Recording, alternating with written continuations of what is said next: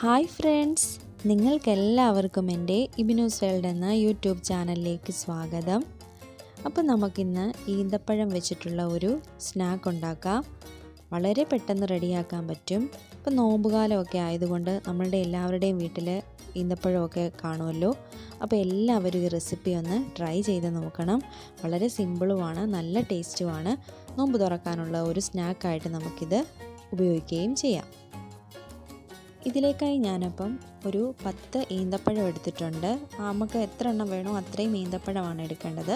ഞാൻ 10 ഈന്തപ്പഴം എടുത്ത് നന്നായിട്ടൊന്ന് കഴുകിയിട്ട് വെള്ളമൊക്കെ ഒന്ന് വാർത്ത് കളഞ്ഞിട്ട് എടുത്ത് വെച്ചിരിക്കുന്നതാണിത്. പിന്നെ വേണ്ടത് പഞ്ചസാരയാണ്. ഞാനൊരു 3 ടേബിൾ സ്പൂൺ പഞ്ചസാര എടുത്തിട്ടുണ്ട്. പിന്നെ 2 ഏലക്കയും കൂടെ എടുത്തിട്ടുണ്ട്. ഇത് ഒരുമിച്ചൊന്ന് പൊടിച്ചെടുക്കുകയാണ് ചെയ്യുന്നത്. പിന്നെ ഇവിടെ എടുത്തിട്ടുള്ളത് മൈദപ്പൊടിയാണ്. ഞാനിവിടെ ഒരു 1/4 കപ്പ് മൈദപ്പൊടി എടുത്തിട്ടുണ്ട്.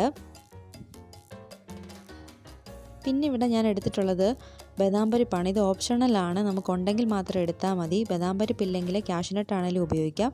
ഇത് രണ്ടും ഇല്ലെങ്കിലും നമുക്ക് കുഴപ്പമില്ല. അപ്പോൾ ആദ്യം തന്നെ നമ്മൾ ഈന്തപ്പഴം എടുത്ത് അത് ചെറുതായിട്ടൊന്ന് മുറിച്ച് അതിനകത്തുനിന്ന് അതിൻ്റെ കുരു ഒന്ന് എടുത്ത് കളഞ്ഞതിന് ശേഷം നമ്മൾ ഒരു ബദാം പരിപ്പെടുത്ത് അതിനകത്ത് വെച്ചിട്ട് ഈന്തപ്പഴം പഴയ രൂപത്തിലാക്കി വെക്കുന്നു. അങ്ങനെ എല്ലാ ഈന്തപ്പഴവും അങ്ങനെ തന്നെ ചെയ്യുക. അപ്പോൾ ഇതാണ് ഞാൻ പറഞ്ഞത്, നമുക്കിപ്പം ബദാം പരിപ്പില്ലെങ്കിൽ ഇതുപോലെ ഇതിനകത്ത് നമുക്ക് കാഷ്നട്ട് വെച്ച് കൊടുക്കാം. ഇനി കാഷ്നട്ടും ഇല്ല ബദാം പരിപ്പും ഇല്ലെങ്കിലും പ്രശ്നമില്ല. ഇതൊന്ന് മുറിച്ചിട്ട് അതിൻ്റെ ഈന്തപ്പഴത്തിൻ്റെ കുരു എടുത്ത് കളഞ്ഞതിന് ശേഷം അത് പഴയ രൂപത്തിലങ്ങ് ആക്കി വെച്ചിരുന്നാലും മതി. അപ്പോൾ എല്ലാ ഈന്തപ്പഴവും അങ്ങനെ ഒന്ന് ബദാം പരിപ്പ് വെച്ച് റെഡിയാക്കിയെടുക്കാം. അപ്പോൾ ഞാനിവിടെ എല്ലാ ഈന്തപ്പഴവും റെഡിയാക്കി എടുത്തിട്ടുണ്ട്. ഇനി നമുക്ക് ഈ പഞ്ചസാരയും ഏലക്കയും കൂടെ ഒന്ന് പൊടിച്ചെടുക്കാം. അപ്പോൾ ഈ ഒരു പരുവത്തിന് നമ്മൾ പൊടിച്ചെടുക്കുന്നു. ഇനി നമ്മൾ മൈദപ്പൊടി എടുത്തിട്ട് അതിലേക്ക് ഒരു 1/4 ടീസ്പൂൺ ഉപ്പിട്ട് കൊടുക്കുന്നുണ്ട്. എന്നിട്ട് വെള്ളം ചേർത്തൊന്ന് മിക്സ് ചെയ്യുന്നു. ഇനി അതിലേക്ക് നമ്മൾ പൊടിച്ചു വെച്ചിട്ടുള്ള പഞ്ചസാരയും ഏലക്കായും കൂടി ഇട്ട് കൊടുക്കുക. എന്നിട്ട് നന്നായിട്ട് മിക്സ് ചെയ്യുക. അപ്പോൾ ഈ ടൈമിൽ ഞാൻ കുറച്ച് ഈസ്റ്റ്, ഒരു 1/4 ടീസ്പൂൺ ഈസ്റ്റ് ചേർത്ത് കൊടുത്തിട്ടുണ്ട്. ഈസ്റ്റ് ചേർത്ത് കൊടുത്താൽ നല്ല സോഫ്റ്റായിട്ടിരിക്കും. അപ്പോൾ അതുകൊണ്ടാണ് ഈസ്റ്റ് ചേർത്ത് കൊടുത്തിട്ടുണ്ട്. എന്നിട്ട് നന്നായിട്ടൊന്ന് മിക്സ് ചെയ്യുക. ഒരുപാട് വെള്ളമായി പോകരുത്, കുറച്ച് കട്ടിയുള്ള ഒരു ബാറ്റർ ആയിരിക്കണം.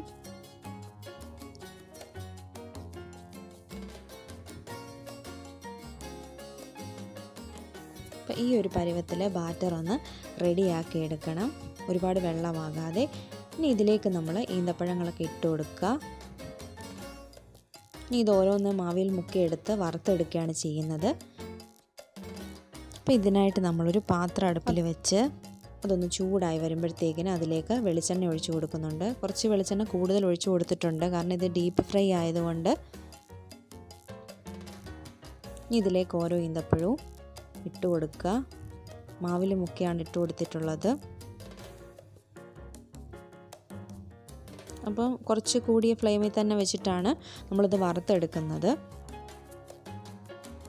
ഇത് അങ്ങോട്ടും ഇങ്ങോട്ടും ഒക്കെ ഒന്ന് തിരിച്ചിട്ട് കൊടുത്ത് നല്ലൊരു ഗോൾഡൻ കളറാകുമ്പോൾ നമുക്കിത് വറുത്ത് കോരിയെടുക്കാം. അപ്പോൾ ഇപ്പോൾ ഒരു ഗോൾഡൻ കളറായിട്ടുണ്ട്. ഇനി ഇത് നമുക്ക് വറുത്ത് കോരിയെടുക്കാം. ഇതിൽ ആ ബ്ലാക്ക് കളർ കാണുന്നത് കരിഞ്ഞതല്ല, ഈന്തപ്പഴത്തിൻ്റെ കളറാണ്. അപ്പോൾ നമ്മൾ വറുത്ത് കോരിയെടുത്തു. ഇനി ബാക്കിയുള്ളതും കൂടെ ഒന്ന് നമുക്ക് ഫ്രൈ ചെയ്തെടുക്കാം.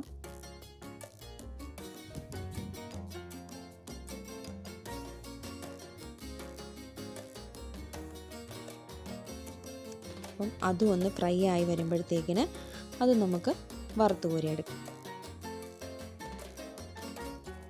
അപ്പോൾ അങ്ങനെ നല്ല ടേസ്റ്റി ആയിട്ടുള്ള നമ്മുടെ ഈന്തപ്പഴം പൊരിച്ചത് റെഡി ആയിട്ടുണ്ട്. നിങ്ങളെല്ലാവരും ഈ റെസിപ്പി ഒന്ന് ട്രൈ ചെയ്ത് നോക്കണം. അപ്പോൾ ഇതുവരെ എൻ്റെ ചാനൽ നിങ്ങൾ സബ്സ്ക്രൈബ് ചെയ്തില്ലെങ്കിൽ സബ്സ്ക്രൈബ് ചെയ്യാൻ മറക്കരുത്. തൊട്ടടുത്തുള്ള ബെൽ ഐക്കണും കൂടെ നിങ്ങളൊന്ന് ക്ലിക്ക് ചെയ്യണം. എന്നാൽ മാത്രമേ ഞാനിടുന്ന വീഡിയോയുടെ നോട്ടിഫിക്കേഷൻ നിങ്ങൾക്ക് ലഭിക്കുകയുള്ളൂ. അപ്പോൾ ഇനി മറ്റൊരു വീഡിയോയിൽ കാണാം. Thank you.